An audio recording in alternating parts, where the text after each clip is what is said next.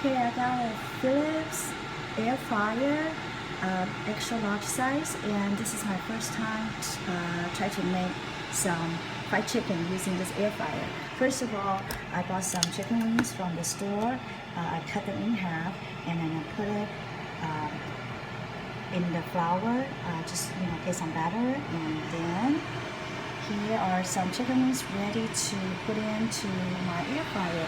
And as you can see right now, I'm using 360 degrees to preheat for 2 minutes. Then once 2 minutes is up, then I'm ready to put into the air fryer. Continue let it cook for 6 more minutes and check back. 1 more second. Now it's done. And you hear the beep. And now I'm gonna open my basket just to see how's our chicken.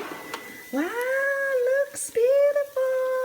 Okay, and we have some Tabasco sauce, well actually buffalo wing sauce that we made earlier, so we can just kind of mix with chicken and we're done. But if you want extra crispy, you just cook it for 10 extra minutes. Then it depends on your taste. Okay?